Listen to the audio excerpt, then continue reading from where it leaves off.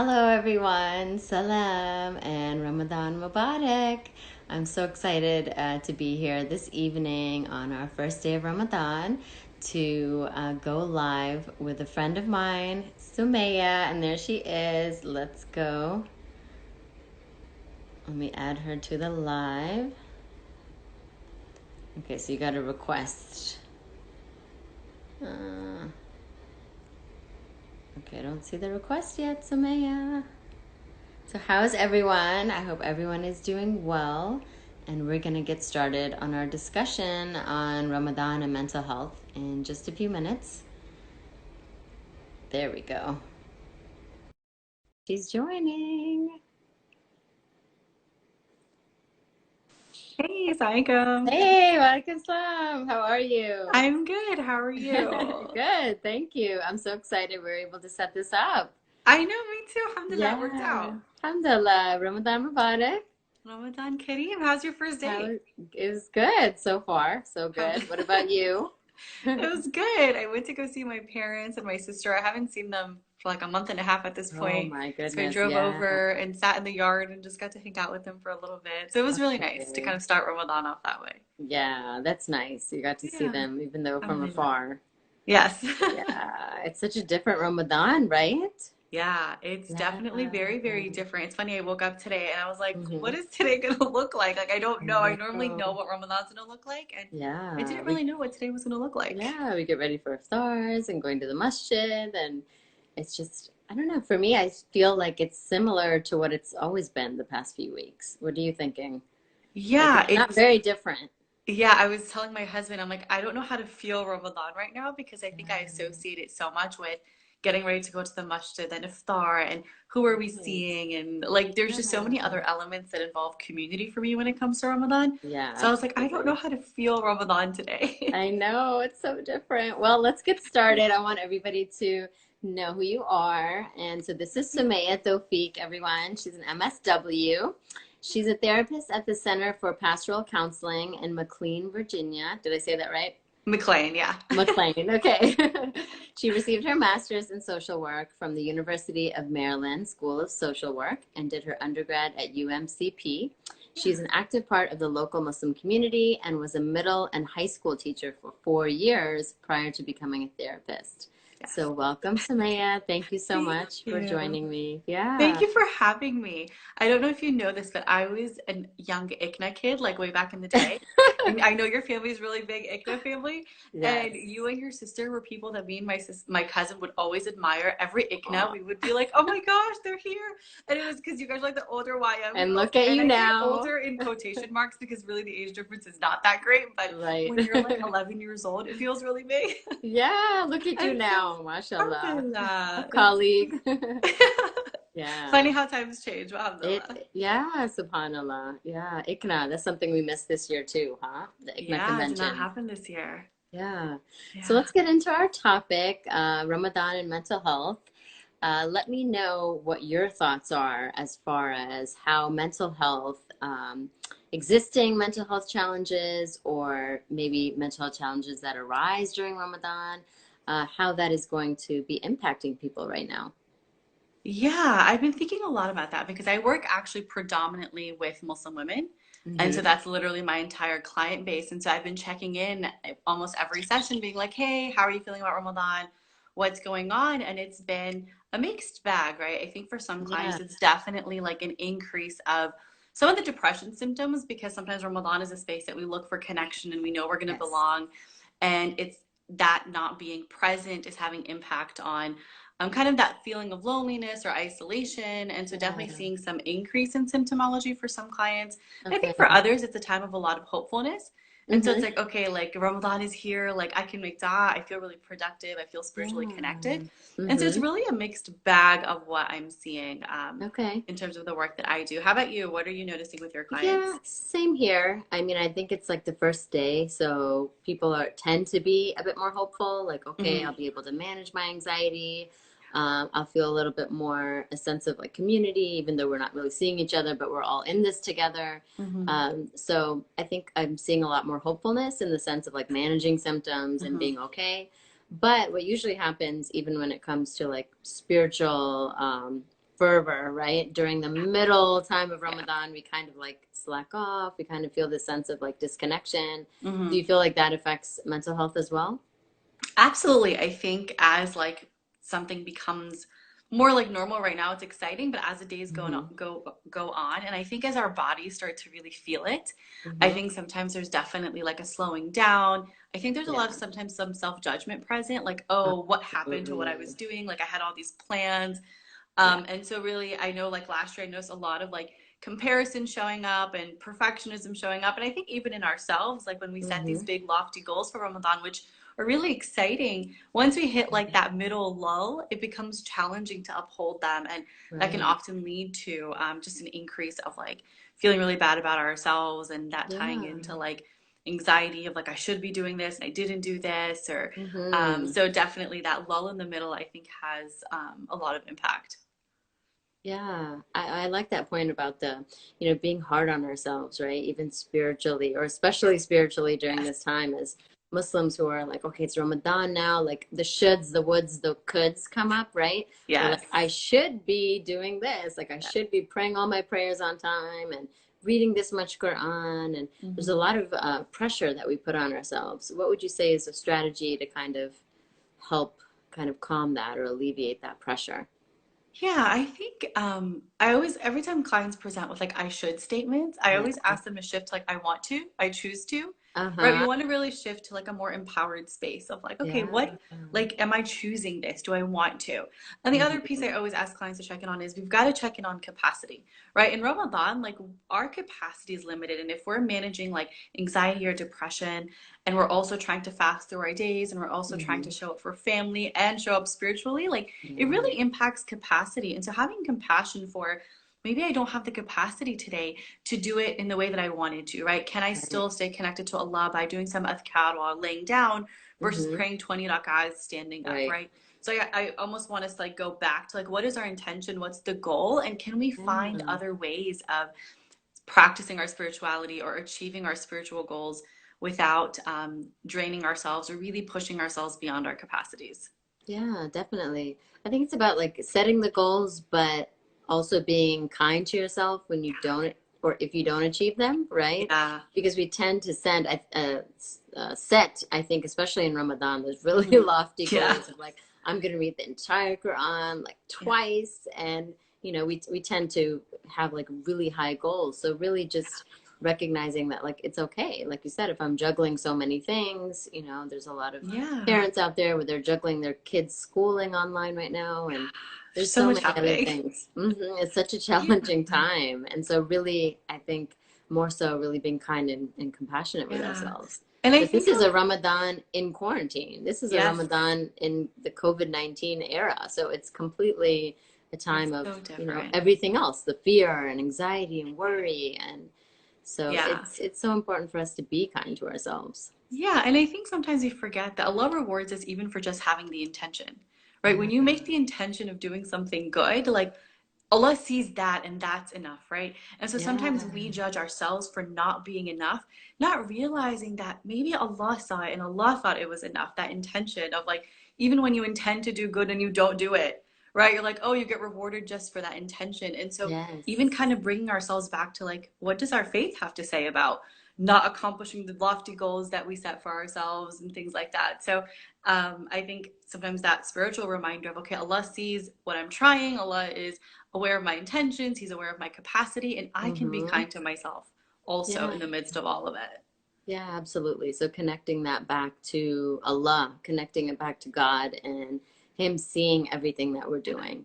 Yes. That reminds me of the ayah, هل جزاء الإحسان إلا الإحسان, where Allah says, is there any reward for good other than good? Yeah. So when we're putting in good, when we're having those positive intentions, when we want to strive and do more, the Mhm. reward is nothing but good.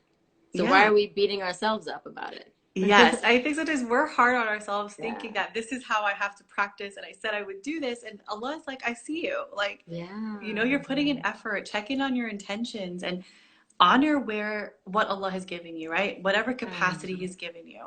It could Mm-hmm. be a lot and it could be a lot less, right? This Ramadan's gonna be different because we're just being pulled in so many directions. Absolutely. Yeah. Yeah. And we might actually be coming into this Ramadan already kind of drained. Like I noticed for myself, Hmm. I was like, okay, I got a quarantine routine down. And then this morning I was Yes. like, oh, Ramadan routine. Like I don't know what Yeah. this needs to look like, right? Like we've already done a lot of emotional work, I think, adjusting. And now Yes. it's like, oh, now we have a new layer that's asking us to adjust again. Hmm. So we're already coming in a little bit like drained potentially or just Yeah. struggling more Yeah. emotionally. Yeah, we're kind of like stumbling through now because just like you said, it was like our schedule, it took a couple of weeks, right, to really get it. Like Yeah. this is the new quarantine schedule. I know with my kids, like four kids, just kind of balancing their schedules and I have like a set routine now. Now it's like, oh, wait a minute. You have to wake them up a different time now. And we have Hmm. to, I have to move my clients around now depending on the schedule. And yeah, it's like readjusting. And so I think one, really big, even spiritual aspect of Ramadan is that self-compassion, right? Where we forget it's a spiritual concept, where Allah even tells us that I see you. I know the thoughts that run through your head, right? I know the Hmm. thoughts that run through your mind. And He's the most forgiving and the most Yeah. merciful, no matter what we do. And He recognizes, like you said, even the small things. And so it's self-compassion being that really spiritual way of Hmm. getting us through life. Yeah, absolutely. I Yeah. think Allah, like we talk about Ramadan being the month of mercy, right? And so having Yeah. that mercy for ourselves, right? Like allowing ourselves to be human in the midst of all of this. Mhm. Yeah. Allowing ourselves to be human. I love that. I love that phrase. Yeah, we forget and we tend to, think that we're superhuman and we can do absolutely everything. Yes. Yeah. And then Yeah. we judge ourselves for not being able to do it, right? So it's a catch 22. We can never win with ourselves. We really don't. And it's funny because, like, I know I catch it up with myself. And I'm like, oh, but I set Yeah. this goal and I had this to-do list and this is what I want my Ramadan to look like. And then it's like, okay, and Yeah. then I'm also human and life is happening. Yes, yeah. So thank you everybody for joining us. Some people said salam, walaikum assalam. And if you have any questions, feel free to post them up. We'll try to get to them. So we're talking about Ramadan and mental health. So it takes me to a question. What are some practical tips to take care of our mental health during Ramadan? Hmm. Yeah, so I think for me, like we've really talked about self-compassion, and that's literally like what I always come back to is Hmm. what kind of things can we say to ourselves, right? What do we need to remind ourselves about ourselves in the Hmm. midst of all of this? So Yeah. really just starting with like I'm human, I'm going to do the best that I can. It's okay Hmm. if I make mistakes, like almost like a little reminders like that we Yes. give ourselves Hmm. because sometimes it can get really challenging to do that. I think the Yeah. next one, I know we've talked about this in terms of quarantine, is really figuring out a new routine. And I know Yep. I think everyone's like routined out, like I'm tired of figuring out. But the Yes. reality is that we're being asked to adjust again, right? And so, Hmm. what does a compassionate adjustment look like now Yeah. that Ramadan is here? Right. Um, and so, I think the compassion, the routine, I know for some clients, and I don't know if this is like, I don't know if you've experienced this, but for some clients, I noticed that some because they're noticing more physical symptoms of like hunger and tiredness, it gets Hmm. mixed up with thinking that, oh, I'm feeling depressed or I'm feeling anxious because the body is feeling certain things and they're Yes. normally associated with being depressed or being really, really anxious. And so I Yeah. sometimes have to work with clients on separating out like the body's going to be experiencing sensations that you normally associate with Yes. anxiety, right? Like in your stomach, or you Hmm. know, you associate like that tiredness with feeling depressed or feeling low. And so Right. building some awareness around this is what my body's feeling, this is why it's feeling it, and then creating some space between our emotional responses. So I don't know if you've come Hmm. across that with clients, but that's something that I've noticed. Yes, absolutely. Yeah. And I love that body awareness of really knowing what it is that I'm feeling and is it the fasting, right? The hunger and thirst and Hmm. or is it really the anxiety, sadness, worry, fear? What is it that I'm really feeling? So the body awareness, the awareness of what's going on in the mind, like what are my thoughts about? What am I, if I'm feeling a strong emotion, Hmm. fear, sadness, worry, so what were the thoughts that kind of came before that, right? So the Hmm. body awareness, definitely, right? Being in tune with our bodies. Yeah. And then also maybe through journaling to really write down and be aware of what those thoughts are. That Yeah. am I being hard on myself? If we go back to that self-compassion, am I saying like, oh, this is going to be a horrible Ramadan. This is just, I'm not going to be able to do this. Those kinds of negative thoughts, are they coming up, and being Mhm. really aware of them. Yeah, absolutely. And that kind of brings me to the next one is like really taking things day by day. We're so Hmm. like, I think especially if we're like anxiety driven, we want to predict the whole month and we want to know how it's all going to go. And Yeah. we're like deciding that we know it's going to be a good month or a bad month, or we're going to Hmm. struggle or not struggle. And so Yeah. really taking it as every day of Ramadan as Allah giving you an opportunity, right? And so Yeah. what do you have the capacity to do with this opportunity? How can you make it the best for today? And tomorrow will be a Hmm. new day, and tomorrow will be different and unique, and we'll manage it when tomorrow comes, right? So Yeah. really focusing in on the present and this moment. Yeah, absolutely. And someone asked, any tips or substitutions for someone that really cannot get into journaling or writing down stuff? Do you have some tips? So I actually tell my clients to just talk to themselves. Like I'm like, you can Yeah. just vocalize it, right? If Right. writing is not your thing, Hmm. sometimes I'm like, just say it out loud. Like if you're by yourself, like kind of just talk to, okay, what am I thinking?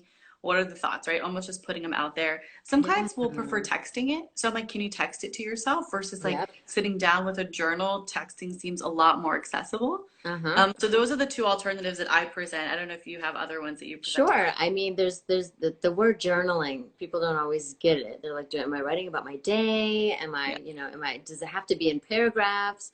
So what I always say about journaling is it is whatever works for you, whether it's through artwork or Mhm. even like you said, hearing your own voice. So like voice notes, I know it helps me just to like speak to the voice notes and then listen to it afterwards to be like, wow, I really sound like I'm being harsh on myself, and then I'm able to really, reassess, like, or just kind of transform the way that I'm thinking, or the way that I'm speaking to myself. It can Mhm. definitely be written. A lot of people sometimes are afraid that somebody's going to find their journal, so they don't want to write anything down. Yeah. And so I always tell them about the apps. I believe it's called Notebook, but I think they've updated it, that it actually has a password on it, like a Oh, passcode. nice. Yeah, so nobody can actually get into that digital journal Yeah. unless they have the passcode. So there's a lot of things when it comes to journaling, but it's really about asking yourself, like, what are my reservations? Am I not really understanding what it's supposed to be? And maybe to find out more, and Mhm. then finding out what works for you. Yeah. I think there's actually a way that you can put passwords on your iPhone notes. I don't know how to Hmm. do it, but I think there is a way that if you want That to would just write be a note and like great. password it, I think that's an option for us to do now. And so really creating some more space for privacy on your Hmm. phone also. Okay, that's great. Somebody said Jazakallah khairan. I like that. Texting and talking to yourself. Yes, I see myself already doing that. Great. Perfectly amazing and healthy thing, right? Yeah. I do it all the time. I sometimes literally will have to be like, Sumayyah, you can do hard things. Like in the middle of doing something, I'll like say an affirmation to remind myself of like what I need to say to myself. Or sometimes I'm like, what am I actually saying to myself right now? Right? Like Yeah. externalizing some of those thoughts is so Hmm. helpful. Absolutely, yeah. And I do personally and with my clients like a lot of inner child work. So I'll do inner child dialogues, even out Mm, loud yeah. or written in my notebook. And sometimes, yeah, I'll just look in the mirror and just speak to my inner child. Yeah. And it's really powerful to have that self-awareness piece. And I think Ramadan is that time, especially now in quarantine, it gives us that time. Not that a lot of us have a lot of time, we have so many things that we're juggling, but it gives Mhm. us a little bit of time to really sit and reflect and listen into what's going on in our minds. Yeah, I think that's such a good point in that normally we're always like very community driven, which I think is really wonderful and beautiful. And this Ramadan is really Mhm. asking for us to be like family and self driven. Yeah. And so, where can we use those spaces to build some self awareness, build some reflection time on ourselves, like Hmm. sitting down and being like, oh, like even just if it's like exploring faith or exploring yourself and paying more attention to what your body is saying or what feelings are present or just Yeah. even asking yourself how you're doing, right? Like I think Ramadan is normally so busy that we don't ever Hmm. get to pause. And this Yeah. Ramadan might actually allow us to have more moments of pause and self reflection.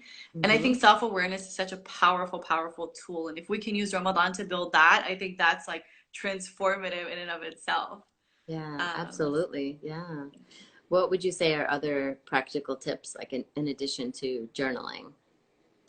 in terms of mental health and Ramadan. Yes. Hmm. So I think we talked about journaling. I think I literally had one and I was like, this is so great. And now I can't remember what it was. Well, I think the body awareness, like we can build on that as far as like taking care of yourself physically, whether it's through light exercise. I know a lot of times Mhm. people just kind of leave that aside in Ramadan, but True. it's important to just even do some maybe light exercise. If you've been working out, you can kind of continue that routine, and if you haven't, then just doing something light, just to keep healthy with our body, and then eating right, and all of those things, just physically really taking care of ourselves. Yeah, I think Yeah, thinking about, oh, I'm sorry. I think I just flipped my camera. There you go. there you I go. think thinking about like our water intake and getting sleep and Yeah, just knowing that all of that is tied into our like spiritual health in this month, right? yeah. And just kind of taking care of those physical elements is really going to impact how we feel, especially if we're already kind of struggling with how we're feeling. Mm-hmm. But make sure that we're taking care of our body so that it doesn't also get as worn out Yeah, as we would during absolutely. Ramadan. And even prayer, right? As a like a body awareness, being in tune in the present, right? It can really, it's kind of like a movement meditation in a way. It really is. Salah, where Yeah. each movement, if we're really focusing in Yeah. on the movement and on what we're saying, and we're really being present where we are, Hmm. it's like a truly transformative experience. It's really like being in tune with the self and being in tune with Allah. Yeah. Otherwise, if we're not being mindful, if we're not focusing on the movement, we could be thinking of all kinds of things in prayer. What Yeah. do you say? What would you say are some strategies on how to really focus on the mind and body in prayer?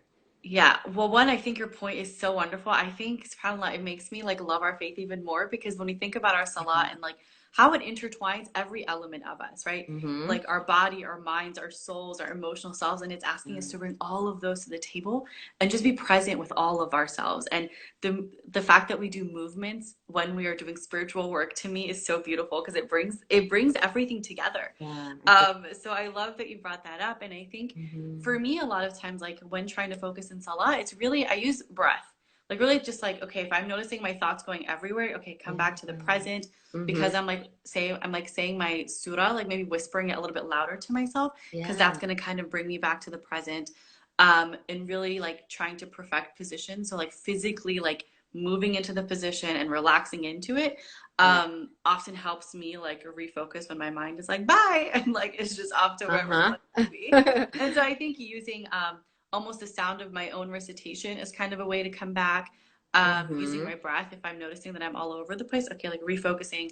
Almost no, like for me, I always pay attention to like the tip of my nose, like where I take in breath. Like okay, that's gonna bring me back, and then also really like leaning into the physical movements of salah and like being present Mm-hmm. for how it feels to be in sajda, how it feels to be in Mm-hmm. ruku, like really noticing those spaces that salah takes us into physically. Yeah, I love that. I love that. Leaning into, right, the movements Yeah. instead of just making them just something we're just mechanically doing, but Mm-hmm. really leaning into each one. It's beautiful. Yeah. We have a Yeah. question here. What would you guys say is a healthy way to deal with feeling emotional triggers in Ramadan, since we should limit our reactivity, especially in this month? Mhm. It's a Do you want great to start? question. It's a great question. I think there's a lot of, I mean, it's beautiful that you're reflecting on that, right? It's like we're trying not to react, right? We're trying not to respond, like react to people. We want to respond. And so being aware of that is really that first step. It's like, okay, I'm feeling emotionally reactive. And then Mhm. it's really finding strategies that work for you. I think breath is a good one. Really taking that deep breath in and the deep breath out. That can be very helpful. Sometimes it's visualization, like a lot of times for me as well, like visualizing a place that's calm or a scene that's calm. That can kind of take you to that calm place. What would you say are other strategies? I think for me, it's one, just one, we got to label what's happening, right? So just becoming aware of like, oh, I'm feeling really angry.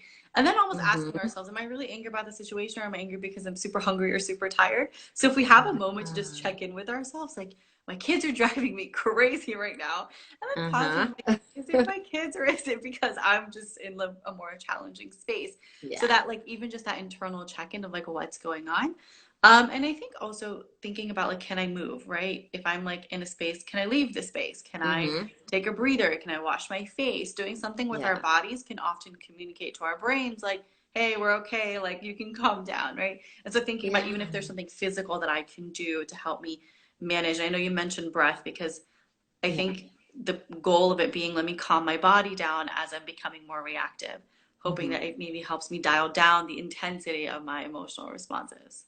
Yeah, absolutely. And it's really sometimes just finding what works for you and trying things outside the box. I Yes. know for me, I have the essential oil diffuser, the essential oils, just even smelling them, like lavender, Mm-hmm. that'll kind of calm me down. I actually put it on my hands before lives, so Oh, I'm like, nice.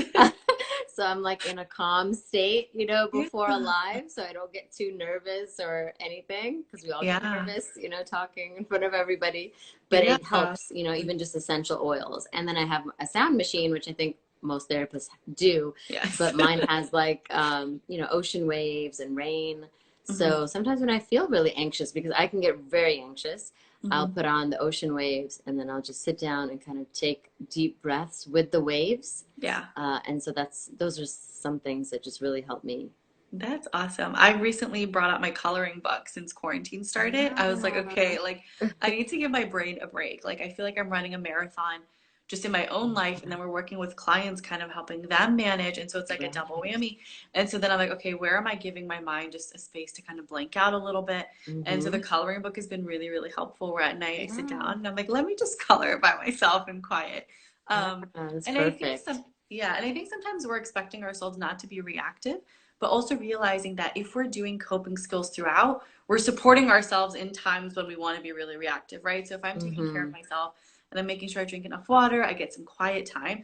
Tomorrow, when someone drives me crazy, I may be a little less reactive because I took care of myself Yeah. prior to, Mm-hmm. right? And so just Yeah. noticing that it's not like a moment, it's not always a momentary thing, it's just an overall thing. Like if my Yeah. body is really taxed, if I'm emotionally drained, I'm probably going to be more reactive because that's where I'm at. Yeah. Um, Absolutely. Yeah. so incorporating some self-care throughout. Mm-hmm. I think the communication piece is super important too.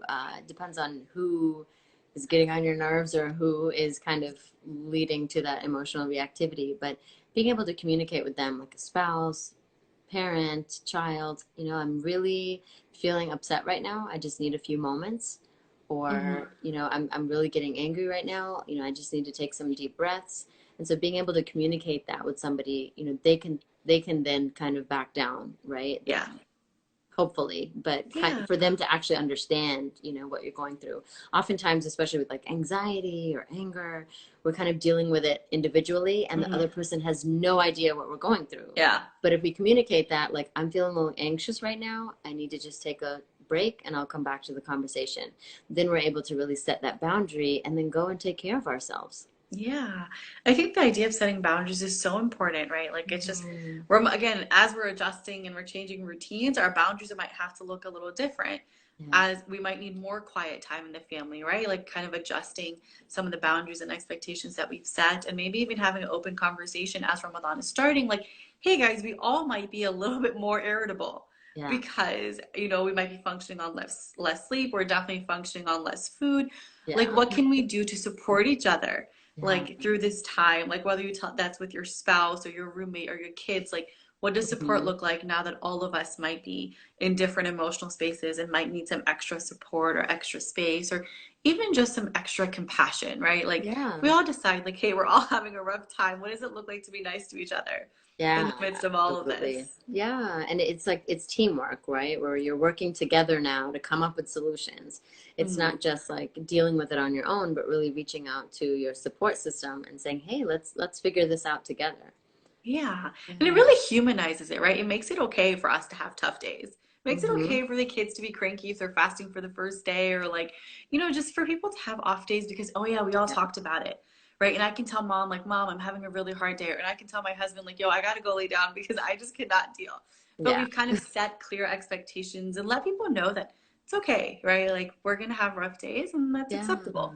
Yeah, definitely. And that's the thing about Islam, right? And our belief in Hmm. Allah is it's never too late. It's never too big of a mistake. Yeah. We can always turn back and begin again and start over. Yeah. And give ourselves those, a pep talk to kind of keep us going. Yeah. Yes, the personal pep talks are always great. Yes. Okay. So someone said, I feel like a lot of people feel, I have a tough time reading because of the background. Okay. I feel like a lot of people feel that in Ramadan, especially, we are supposed to be very, can't read that word, I think it says non-confrontational. okay, non-confrontational in a healthy way, expressing feelings. So I wonder if you have opinions about that. And so we kind of touched on that, right? Being able to kind of express things in a non-confrontational way, in a healthy way. Would you add anything to that, Sumayyah? I think what you said is really important, and I think I don't like feel that Ramadan especially are supposed to be very non-confrontational. So I don't, to me, I think setting a boundary is not necessarily being confrontational, Yeah, right? So not at all. that's just asking for what we need. Being like, Mm-hmm. hey, I'm really struggling, or this is really upsetting me. And to me, that's actually really open and healthy communication rather than Mm-hmm. being confrontational. Yeah. So I think how we choose to word it and what tone we say it in really has a lot of impact on whether how that feels Yeah. confrontational or not. Yeah, and I'm thinking the way it's worded is like Ramadan is not supposed to be confrontational, right? I think it's about taking out those words about what it's supposed to be and what it's not supposed to be, and acknowledging what it is. And especially right now, it being such a challenging time. And I see the person who asked this is Dr. Mommy, so I can only imagine, right? What you're Well, going through at this akbar. time. May Allah reward you for everything that you're doing. Ameen, ameen, And so ameen. just being acknowledging that that that I would like to be non-confrontational, but I'm dealing with something right now, and I may not react in the best way, and it's okay. I'll pick up the pieces. I'll apologize. I'll try to communicate better, but I'll pick up the pieces from where I left off. So recognizing what it is instead of always putting those supposed to's and I should be doing this and I should be like this. A lot of times that can put on a lot of pressure. And it's really about acknowledging and meeting yourself where you are. Yeah, I think you said that perfectly. There's so many should be's and supposed to be's that it becomes really challenging to be like, and this is what it is, right? The acceptance of Yeah. reality and acceptance of ourselves as humans and Mm-hmm. knowing that Allah is aware of all of it, right? He's designed us to like fall on our faces and then Yeah. also taught us how to ask for forgiveness and, the importance of making amends and all of that. Yeah, absolutely. Yeah. All right. So, and I think there's a question on the question tab, Oh, cool. and I'll put it up. So, when a person is dealing with mental health problems due to sihr, black magic, how do they deal? Mm. Okay, that's a great question. I think black magic is not my area. I think that Yeah. is a spiritual area that you would go to, like a spiritual leader who deals with black magic and all of that, to really turn to them. What would you say, Sumaya?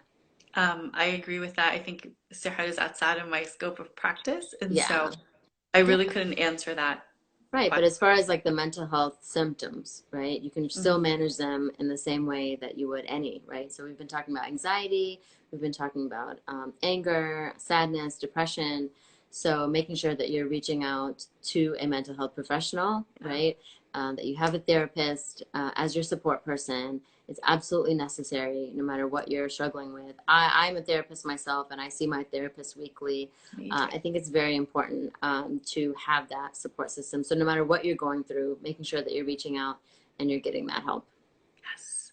I think having support is so important when we're Yeah. struggling. Like you mentioned that you have a therapist that you see, I have my therapist that I see Mm-hmm. because none of us are above our human struggles. And Yes. knowing that like we have spaces that can help us process and help us build skills and awareness is so essential to all of our well-being and for all of us to be able to show up as our best selves.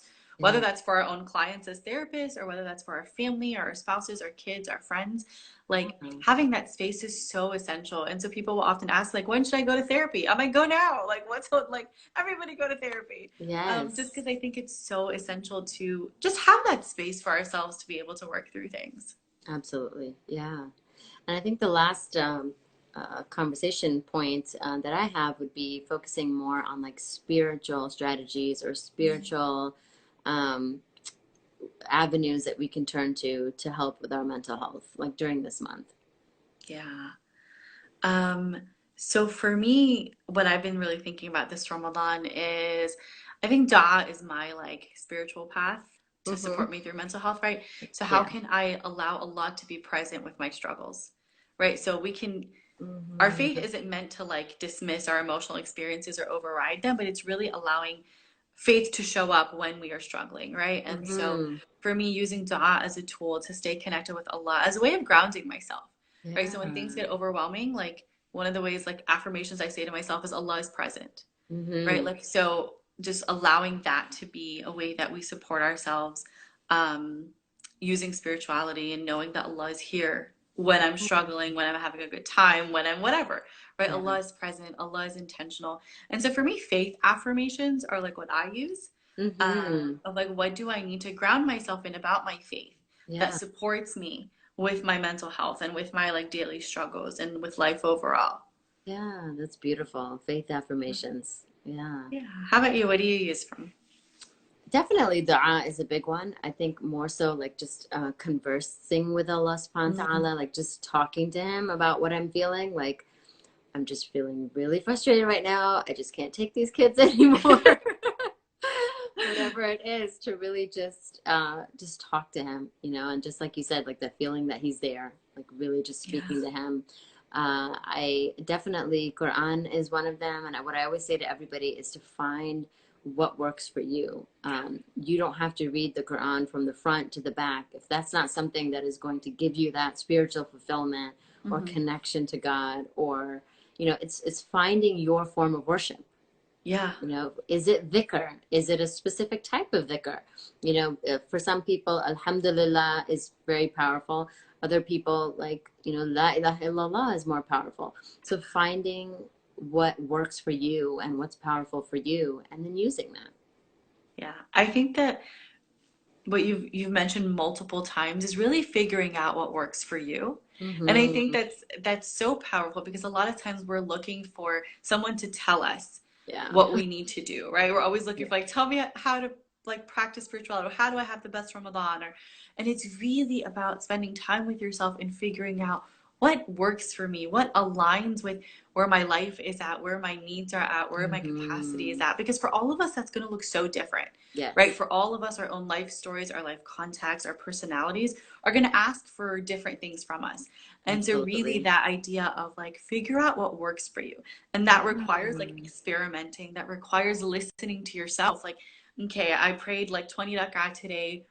Am I feeling more connected to Allah? How does this align with like my Ramadan goals? Is there something else I can try Mm-hmm. to really feel connected and alive spiritually? Yeah, And so there's no absolutely. what's the saying? Like one, One size fits all. there you go. Thank you. I was like, one shoe fits all. Like that is not. That can work too. So yeah, definitely. It's really about being in tune with yourself, right? And living life authentically. If I listen to a lecture and he's like, "Oh, you know, like listen to the recitation of Quran," and then I listen to it for like an hour, but I don't understand it or I didn't feel connected to it, that might have, you know, not used my time as much as if I read one ayah out of the book, one, you know, the translation to it, the Mhm. meaning, and then I journaled, how can I apply this to my life, or how does this relate to me, right? Yeah. Just that one ayah of reading it, understanding it, and implementing it could be Yeah. so much more powerful than listening to an hour of Quran recitation. So that's why it's so important to really, you know, we're individuals with Allah, right? Even though we are a community, we're individuals in our way of worshiping God. Mhm. And so it's how do I connect best with my God? You know, it's a personal relationship. It's one on one. And so Yeah. it's finding what works the best for me.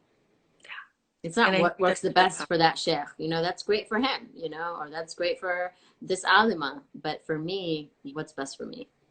Yeah. And that helps us not get stuck in the comparison of like, well, this Yeah. person's doing all of this and this person's doing all of this. Oh And then you kind yeah. of spend time with us like, what works for me? What makes me feel most present with Allah, most connected to Him? And Yeah. even I think there's such a history of that. I always think of the stories of the Sahaba because they all Hmm. practiced faith. They were such beautiful people. And their like areas of focus looked very different. Like we have Abu Huraira who loved knowledge and spent all of his time doing that.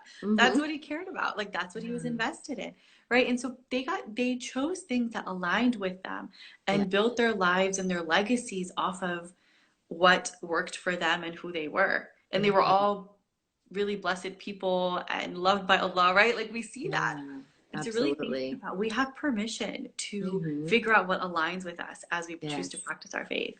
Yeah, I love that. Give yourself permission to choose what works for you and helps you to be closer to God. Yeah. Yeah. And that circles us back to self-compassion, Sumaya. It really does, like full Circles us circle. back to the beginning is like be kind to yourself and acknowledge what you are doing, acknowledge your effort and your intentions, and really just, giving that loving kindness to yourself. Yeah, Yeah. absolutely. Yeah. What would you say would be like a final message to everyone about self-compassion for this month? Self-compassion for this month. Um, what would I say? I think allowing compassion to be present and knowing that Allah is compassionate, right? Mm-hmm. Sometimes we forget that Allah is compassionate, right? So grounding ourselves in Allah is compassionate and I have permission to be compassionate towards myself. Yeah, absolutely. It's beautiful. Yeah, subhanallah.